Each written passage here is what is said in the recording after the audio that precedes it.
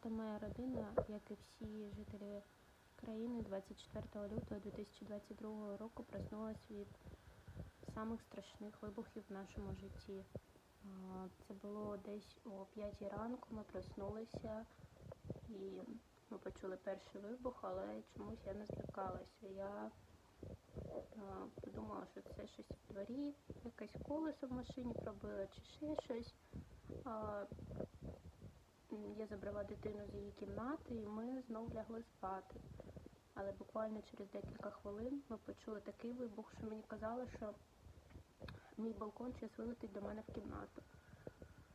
Потім почали дзвонити друзі, рідня і сказали, що почалась війна. Але ми чомусь все одно не могли повірити. І зранку я пішла на роботу, дитина залишилась вдома, сказали, що чрезвичайна ситуація, але все спокійно, все гаразд.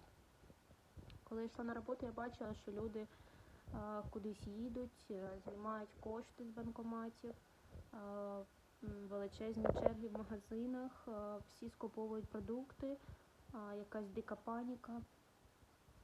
Але я пішла на роботу, і мій чоловік теж, ми всі пішли на роботу. Ми ще прожили в Краматорську десь днів 5, потім мені вже стало страшно, бо почались вибухи на аеродромі, приліти по окраїнам міста. В місті вели комендантську годину, треба було завішувати всі вікна. В хаті в 7 вечора була повна темінь, ти нічого не бачиш, куди прильоти,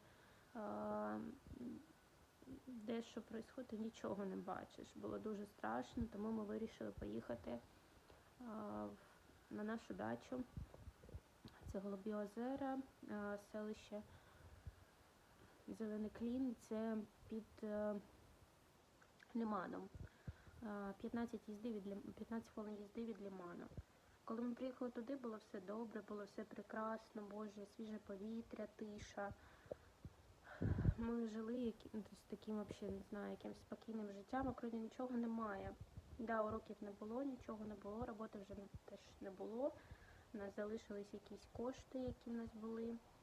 З нами розрахувалися на наших роботах, бо вже ніхто не працював і не було сенсу нас тримати. Ось, і що можу сказати, було все прекрасно, було все хорошо. Але я не знала, що я свою рідню повезла на зустріч смерті. Буквально через неділю після того, як ми туди приїхали, почався ад. Вони вже розбомбили Ізюм і пішли на Лиман. А ми якраз було селище, яке було між Лиманом і Ізюмом. І вони сиділи вже в Святогорську, бо Святогорськ був вже окупований. Ми вже чули ці всі ракети, ми вже чули ці всі гради, і ввечері це було просто ад. Ми не виходили з підвалу, бо вже було дуже жутко. Ми побачили перші істребителі, які прилетіли. Це було дуже страшно, коли твоя дитина каже: мама, давай не будемо заходити в дім, я хочу ночувати в підвалі, а я розумію, що цей підвал, це взагалі, нас якщо засипе, то засипе разом з підвалом. Я це все розуміла, але як її спасти, я не знала. Я змогла витримати там 2 неділі, до моменту, як вже почалися обстріли навіть зранку. В селищі вже нічого не було, де ми були, а в магазини вже нічого не завозили. Люди розграбали все, що було. Це вже якась мівіна, хліб, по декілька штук. Я зрозуміла, що з дитиною сидіти я там більше не можу. І ми прийняли рішення і поїхали з дитиною до Чехії. Побули там десь місяць, півтора. Але я не змогла. Бо це не мій дім. Бо ми там не потрібні, і це не мій дім. І ми вирішили з дитиною повернутися назад до країни.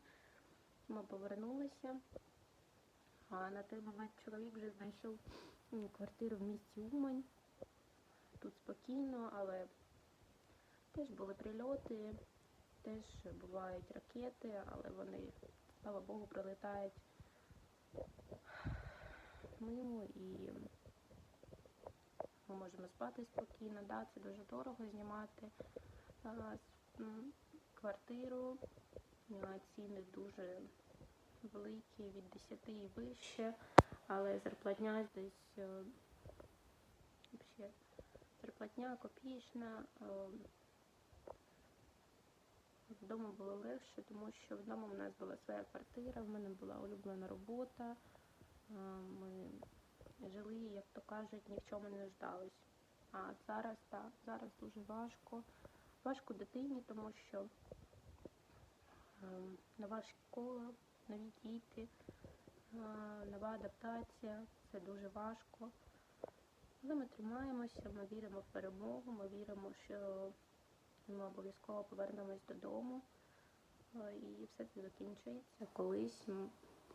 Не знаю, звичайно, чи є в нас ще хата, чи немає, бо в Краматорську часті приліти, і вони страшні, і був приліт поряд з нашим будинком, це 11-й будинок, а в нас 7-й, це буквально через дорогу.